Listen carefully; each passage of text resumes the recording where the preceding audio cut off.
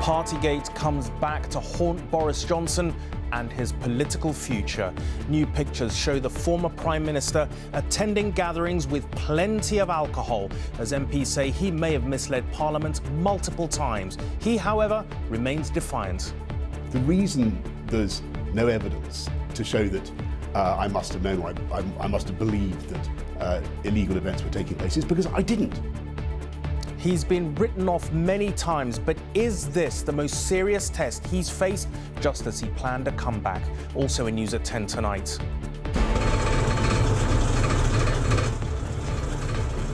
Emma witnesses the helicopter pilot still keeping Ukraine's skies free as President Zelensky tells us his forces urgently need more modern air power. We need aircrafts. It's not about, discussions or promises, but it's about training of our pilots and providing us with aircrafts.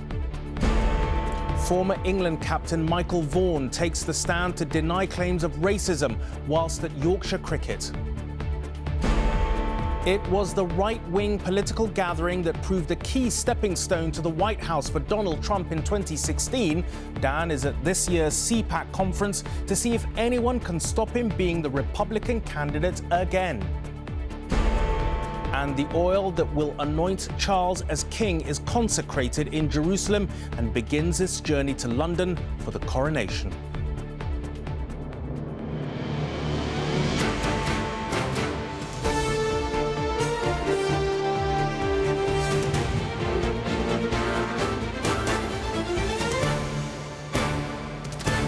This is ITV News at 10 with Rageh Omaar.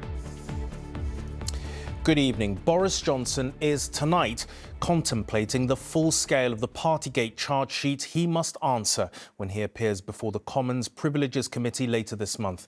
Today's preliminary report by the committee detailed the main issues it will put to Mr Johnson in its inquiry into allegations that he misled Parliament about lockdown parties in Downing Street at the height of the pandemic. The report includes new evidence of alleged rule-breaking, including a number of previously unseen images. The committee claims breaches of COVID rules would have been, in its words, obvious to Mr Johnson. The former Prime Minister said there was no evidence in the report that he had knowingly or recklessly misled Parliament. Boris Johnson was raising a toast that would be the beginning of his downfall. Previously unseen photos of Downing Street gatherings show the then Prime Minister surrounded by bottles, apparently breaching lockdown rules. Time and time again, he's told the same story. All guidance was followed. No COVID rules were broken. But today, MPs investigating whether those comments amounted to him misleading Parliament has said evidence strongly suggests COVID rule breaking would have been obvious to Mr Johnson when he was at the parties. That he failed to tell the House what he knew about them where the rules had been broken. He did not correct misleading statements to the House of Commons at the earliest opportunity and had personal knowledge of lockdown gatherings in number 10 Downing Street, which he could have told MPs. Today, Mr Johnson was defiant, defending his actions. I believed implicitly that they were within the rules. The reason there's no evidence to show that I must have known, or I must have believed that illegal events were taking place is because I didn't. And I thought we were fighting COVID to the best of our ability in very difficult circumstances, in number 10, in the Cabinet Office, night and day. Also released today, WhatsApp messages sent between Downing Street staff. One read, "Can you pull together our best possible defence on this one? I don't know what we say about the flat." Another replied, "Don't we just do a generic line and not get into whether there was a drinks thing or not?" I think the evidence of wrongdoing by Boris Johnson is already pretty damning. And I think, first and foremost, of the families, not just those that lost loved ones, but also all the other families who were obeying the rules, changing their lives. Femi Akinola was a care worker during the pandemic. He died after contracting coronavirus. For his son, Boris Johnson's interview made for uncomfortable viewing. I buried my father and the next day there was a party in Parliament. And that's something I have to think about every time it comes up, that he says, I didn't break the rules. You did. It's clear that you did. There are pictures of you breaking the rules, so just tell the truth and let's put this to bed once and for all. Boris Johnson is due to give evidence to MPs later this month. They, like the families who lost loved ones during the pandemic, believe there are still unanswered questions.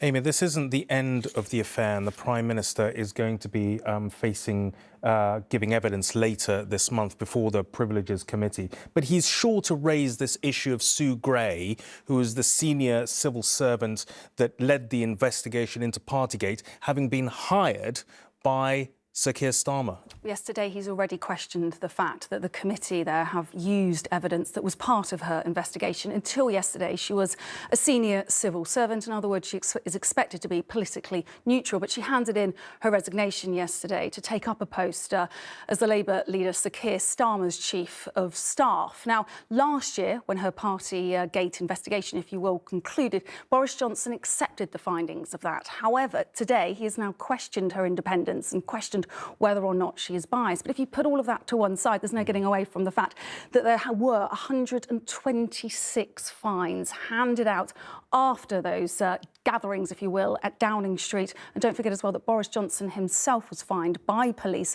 and apologised. Well, it's the weight of that evidence that he's got to answer in about a month's time. And the question will be, if he is found, I don't know what the word is, guilty of having misled Parliament, what's the consequences potentially for him? Well, at the moment today, this is the start of an interim report. This is an interim report. We're still waiting the conclusions. But if it is found that he did mislead MPs, then he could either be suspended or expelled as an MP. And of course, that would force a by-election in his constituency.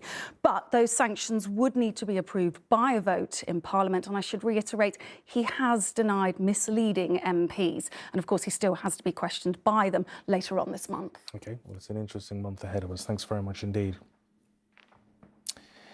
Now, President Zelensky spoke to us today and repeated his plea for the West to provide Ukraine with fighter jets to help carry on the fight back against Vladimir Putin's invading forces. So far, Russia, with its emphasis on ground troops and the use of missiles and artillery bombardments, has failed to stamp its superiority in the air over Ukraine. But as Emma discovered, Ukraine's own aerial assets on the front line rely heavily on older weapons like its Soviet-era battle helicopters. They are fighting for every bit of land.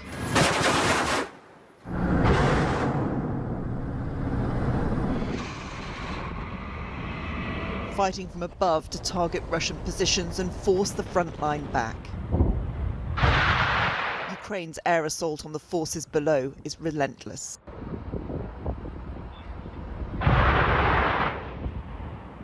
And so across eastern Ukraine, sortie after sortie seeks out Russian positions. To hold the ground, you need to hold the skies. Such is the battle in the east. Survival means fighting as close to that ground and as far from that sky as possible. We have a very hard job, especially for us now is very dangerous on the east part of our country.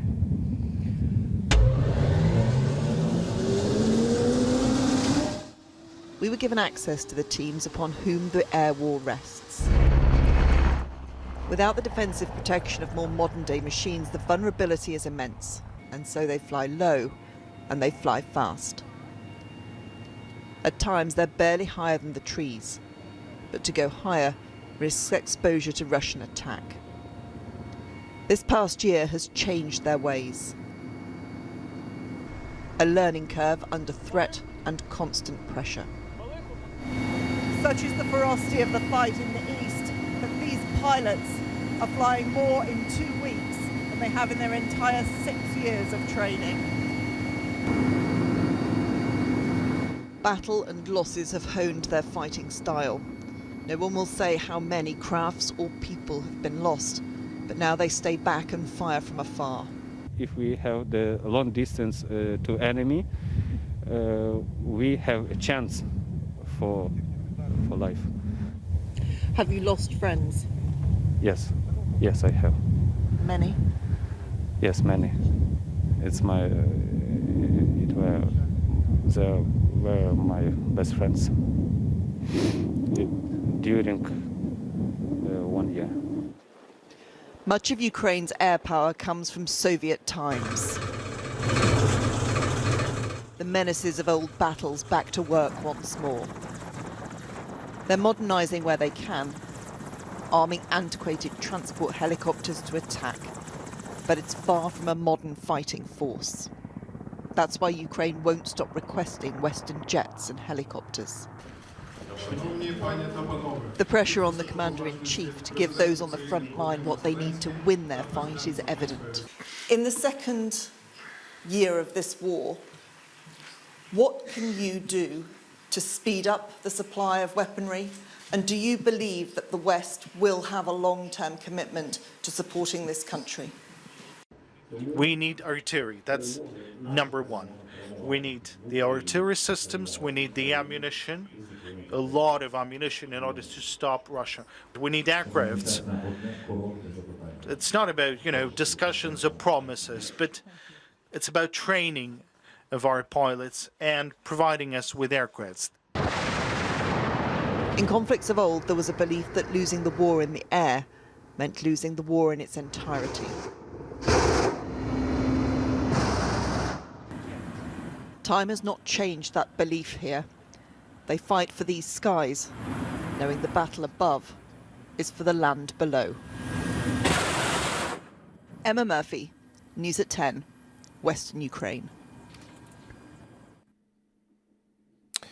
It was Russia's invasion of Ukraine, of course, which played such a big part in pushing up the price of domestic energy here. But tonight it looks like there could be some relief around the corner for the many thousands of households who probably feared they were about to fall off a financial cliff edge as far as their fuel costs were concerned. We understand the Chancellor is expected to extend by another 3 months much of the financial support scheme currently in place, though not all of it.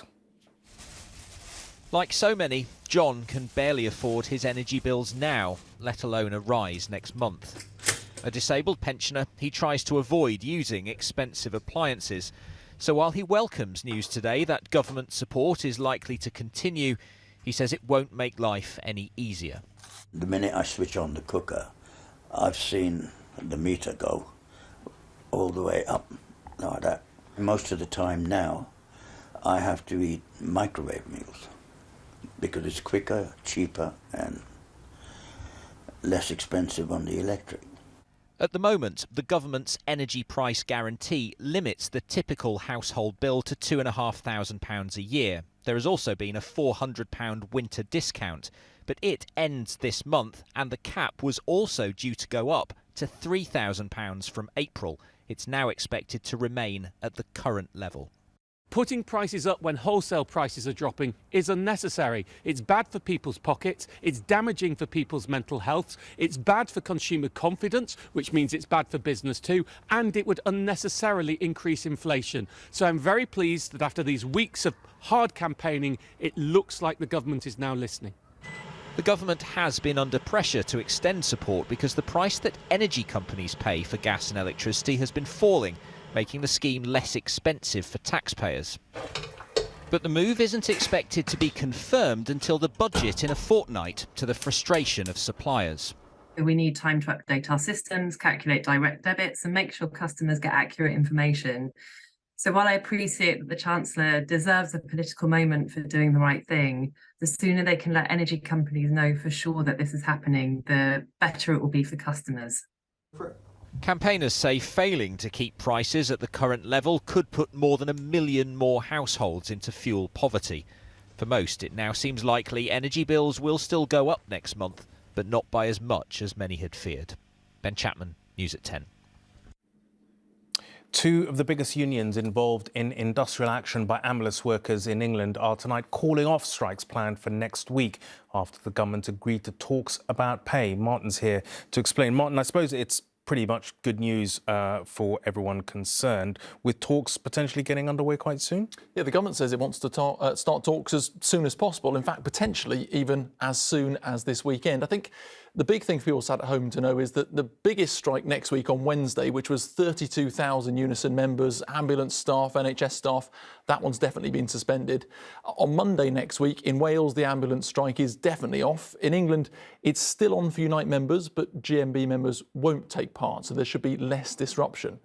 Now, why, you may ask, have things moved? Well, the GMB union say they've forced the government to change its mind by saying they'll actually withdraw the level of emergency services they provide on strike days. And they say that's forced the government to make what it calls a huge shift by agreeing to talk about pay not only this year, but next year as well. And crucially, they say they've had assurances that the government, any extra cash it finds, won't come from their existing budget. Now, the Health Secretary has always said he'll only enter into talks if the strike action has been suspended. And this is a trend we've seen, haven't we, with the nurses. You know, there should have been nurse strikes on Wednesday and Thursday this week, but they were cancelled, so talks can go on. Hopefully progress is being made there. The government says it's disappointed that Unite Union isn't taking part in this strike. And there's another fly in the ointment. The British Medical Association, their members, the junior doctors, this is potentially the really big one. A strike is still planned for 72 hours, starting on Monday the 13th. And at the moment, it doesn't look like a huge amount of progress has been made there. OK, thanks, Martin. Now, a major teaching union in Scotland announced tonight it is suspending a planned series of rolling strikes as well. The Educational Institute of Scotland says it will instead ballot its members on a revised pay offer presented by the Scottish Government. The union says it will recommend that the offer should be accepted. Every local authority in Scotland would have been targeted by the 20 days of strikes that have now been called off.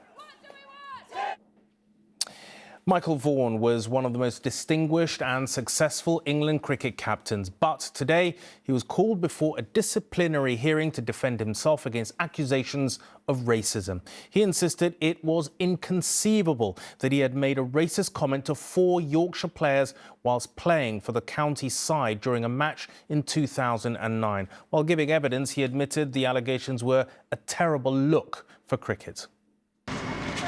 Much has been discussed about what Michael Vaughan said to Azeem Rafiq and 3 other Asian teammates in 2009. Today was his chance to give his version. Cross-examining Vaughan for the ECB, Jane Mulcahy said, "You agree the words 'there's too many of you lot' are racist or discriminatory?" "Absolutely," he replied. When he admitted he couldn't remember the form of words he actually used, Mulcahy said then he couldn't categorically deny using them. Vaughan responded, "Knowing me in 2009, that's not the sort of thing I would have said." A series of tweets made by Vaughan were then highlighted. In one, he wrote, "Not many English people live in London." He began another, "Why when you ring 118 118 are all the people who answer foreign?" He described them today as disgusting. Mulcahy challenged Vaughan. "The tweets reflect your values." Vaughan replied, "They're historical tweets. I don't think it's fair to suggest that they represent my values." Mulcahy went on, "The tweets are similar in tone to 'there's too many of you lot.' Do you accept that?" "No," he said. When asked why he went to meet Azeem Rafiq, Vaughan told the hearing he thought the whole situation was escalating out of control. It was getting too big and hurting too many people. Earlier, Vaughan's barrister questioned the credibility of the investigation, specifically who was interviewed about what Vaughan was alleged to have said. "You didn't speak to the umpires," he asked the ECB's Mina Botros. "No," he replied. "You didn't speak to the Sky cameraman?" "No." "You didn't speak to Michael Vaughan?" "No, we wrote to him." "You weren't really interested in looking into the matter, apart from finding corroborating evidence, were you, Mr. Botros?" "No, that's not correct." The panel also heard from Azeem Rafiq's union rep, who said that Rafiq told him he'd use the race card for personal gain. One allegation involved being accepted on a coaching course after the deadline had passed. Rafiq described this as a really odd thing to claim. Like all the accused, Vaughan won't know until later this month whether the charge against him has been upheld or not. Whichever way it goes, though, for him and the others, no one will have anything to celebrate. Steve Scott, News at 10. A couple appeared in court today accused of manslaughter over the death of the woman's baby daughter, whose remains were found in an allotment shed wrapped in a plastic bag. Constance Martin, an aristocrat with royal connections, and her partner Mark Gordon were remanded into custody by magistrates at Crawley in Sussex. The couple had been missing for several weeks before being arrested in Brighton on Monday. The baby's remains were found on Wednesday. The cause of her death has not yet been revealed. Iran's president today ordered a top-level investigation into a number of incidents in which pupils at several girls' schools appear to have been overcome by noxious fumes. Little is known about the alleged poisonings, but until today, the Iranian government had been mainly dismissive of the alleged incidents, which started to surface last November in the southwestern city of Qom. Now, the authorities say there have been a deliberate criminal acts. According to reports, some 30 schools have been affected, with around 400 girls falling ill. At first, Iranian officials tried to deny these incidents had even happened. But now they admit hundreds of young schoolgirls appear to have been poisoned by fumes while in their classrooms over the past 3 months. Around 30 schools have been affected, hospitalising up to 900 children, mostly girls, for several days at a time. This schoolgirl said she felt chest pain and difficulty walking after falling ill in class in the city of Qom. Some fear the girls' schools are being targeted in response to recent protests over women's rights in Iran. This video emerged this week of a group of girls outside a school in western Tehran chanting "Women, Life, Freedom," a slogan that's become familiar across the country. In the last 10 years, women's rights in Iran went backward. In the UK, Iranian activist Negan Shiragbai has been gathering information on the poisonings. She's been moved by the determination of one girl she spoke to who won't let this stop her education. She ended up in a hospital. She's one of the cases that, the periodic loss of consciousness happened to her for a week. Still, she's scared, but she's going back to school. And this is the other thing, that some of them, they feel like if they stop going to school, they're going to lose the right of going to school forever. Students have reported smelling tangerines and cleaning agents before becoming unwell, and an investigation has been ordered by Iran's Prosecutor General. It's believed one person, thought to be a tanker driver, has been arrested. And while schools remain open in defiance of this apparent campaign of intimidation, the Iranian Teachers Union has told ITV News they are calling for a nationwide gathering of teachers next Tuesday in protest against the poisonings. Martha Fairley, News at 10. It's been revealed tonight that President Biden had a patch of cancerous skin removed from his chest last month. The president's doctor said Mr. Biden, who met Germany's Chancellor Scholz today, had the tissue removed during a routine physical on the 16th of February.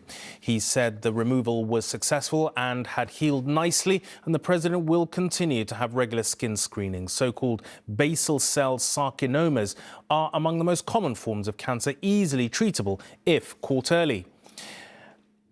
And still in the US, the US awaits for confirmation over whether President Biden will run again, despite his treatment for cancer. Donald Trump is using the annual conference of leading right-wing figures to push his campaign to be the next Republican presidential candidate. The election's still a year and a half away, but this weekend's Conservative Political Action Conference could prove a key moment. Donald Trump is scheduled to be the conference headline speaker tomorrow as he tries to gather support behind him. But there are others trying to push their claims too, like Mr. Trump's former ambassador to the UN, Nikki Haley, who has already declared her candidacy. Also present is the influential former Secretary of State Mike Pompeo. But even more notable, perhaps, are the absentees. Powerful potential candidates like former Vice President Mike Pence and the person who could be Trump's biggest rival, Florida Governor Ron DeSantis. Say it with me, make America great again. The slogan that won the White House for Trump. was once again being deployed by his most devoted loyalists. This felt not like a Conservative conference, but a Trump coronation at times. Can I have a photo? His acolytes greeted like rock stars. What's your prediction for the election in 24? President Trump's going to win. You're certain of that? That's my prediction. You asked me. Vote for Donald J. Trump in the CPAC straw poll, and let's go get him! Donald Trump's most ardent supporters were delivering a clear message. After the art of the deal is the art of the comeback, so we may see America's greatest president return. You think it's Trump all the way? I do. But conspicuous by their absence were other Republican contenders like Florida Governor Ron DeSantis, who chose to promote his book rather than attend. I've wandered around this event for a couple of hours now and I haven't seen a single sign in support of either Ron DeSantis or Mike Pence. It still feels like this conference is dominated by the supporters of just one man, Donald Trump. Why do you think so many senior Republicans are not here? The answer took a few seconds, but highlighted the rift within the party. Because they don't want to share a stage with Donald Trump, guys. Let's be honest here, okay? That's not what you guys will say, but that's the truth. The British people have to understand something. The United States of America is finished paying for Ukraine. A man who has an opinion on just about everything, unsurprisingly had strong views on the chances of his old boss, with whom he famously fell out. Trump is a populist. Trump is a nationalist. It's populist nationalism that is the new driving force in conservative politics. So his time hasn't passed? No way, not even close. What do you mean? The Trump movement, just look at the energy here. The Trump movement's at its very early days. And what about the legal jeopardy he's facing? I think the legal jeopardy, it only reinforces his popularity with the people. If he's indicted, he'll win the Republican primary in a walkaway. If they dare to indict him on all these trumped-up phony charges, he only gets more powerful with the people. Donald Trump 2024. Woo! And Trump's people have a devotion to him which borders on religious fervour. Donald Trump has a mission that he began. He talks the talk, he has been walking the walk, and he needs to come back and make America great again. Nikki Haley was one of the few Trump rivals to brave this political bear pit. Trump, Trump, Trump, Trump. And didn't exactly get a warm send-off. Dan Rivers, News at 10, Washington. One of the best known and most loved voices on radio signed off from the BBC today. And in the end, the love you take is equal to the love you make. And I have loved being here with you. Thanks so much, and may we meet again somewhere. Ken Bruce presented Radio 2's mid-morning programme for 31 years. He had, in fact, bowed out early after the Beeb asked him to finish before the end of his contract, but he left today to applause and plenty of media attention. Mr. Bruce will now take his distinctive gentle tones to Greatest Hits Radio. Finally, the sacred oil which King Charles will be anointed at his coronation was consecrated in Jerusalem today. The oil, called chrism, has played an important part in holy ceremonies, including the coronation of monarchs dating back to the early church. For centuries, monarchs have been anointed with holy oil from Jerusalem. Today, in the Church of the Holy Sepulchre, at the site where Christians believe Christ was buried and rose from the dead, they were preparing to consecrate the chrism oil, which will be used to anoint King Charles at his coronation in May. The oil for the enthronement and the coronation brings about something of a deep and profound meaning, both to King Charles, to the church in Jerusalem, to the Holy Land, and I think to the whole world. The chrism oil was consecrated by the Orthodox Patriarch of Jerusalem alongside the Anglican Archbishop in a special service. Using olives harvested from the Mount of Olives, it's perfumed with rose, jasmine, amber and orange blossom.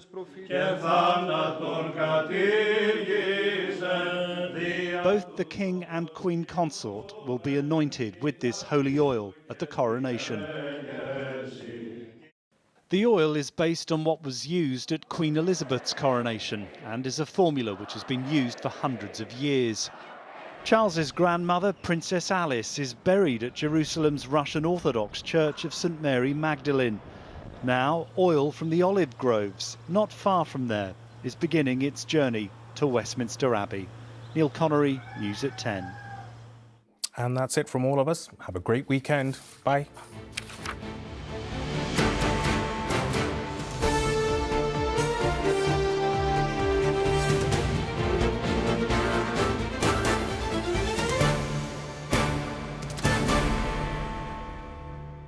Action! Crossroads Motel, can I help you? All good things must come to an end. They have plans without you.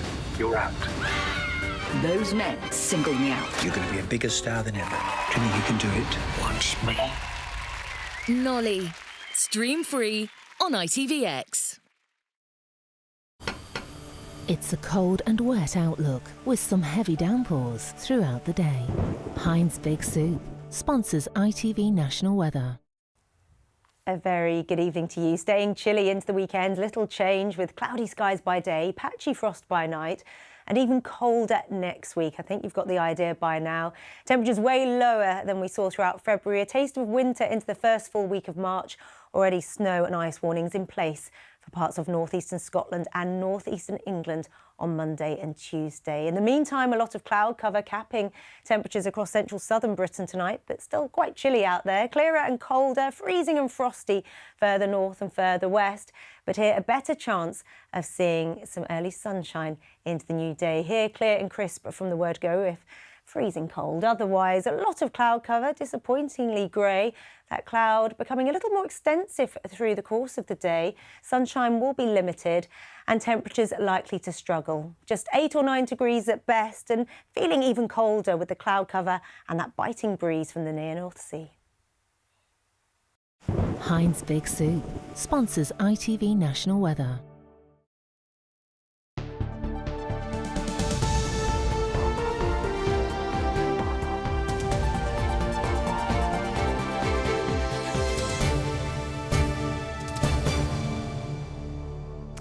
Good evening. A new £2.5 million CT scanning suite has opened at the Royal Berkshire Hospital in Reading. It will carry out more than 40,000 scans a year. The state-of-the-art machines help diagnose things like cancer and strokes and assess damage from road traffic accidents. Natalie Verney visited the suite today. Well, I'm in reception, which is nice and bright and airy as you would expect. This unit sees 100 patients a day, so it's a very busy unit. Let's go on a little tour of where the patients would go. So through this door and down this short corridor, and we are in the scanning room. And Sarah's here to meet me. This is the lead radiographer for the unit. A lot of thought has gone into the design of making the experience for patients a bit better, hasn't it? Yes, it has. So we have introduced our new ceiling lights that we can dim or make brighter to help create an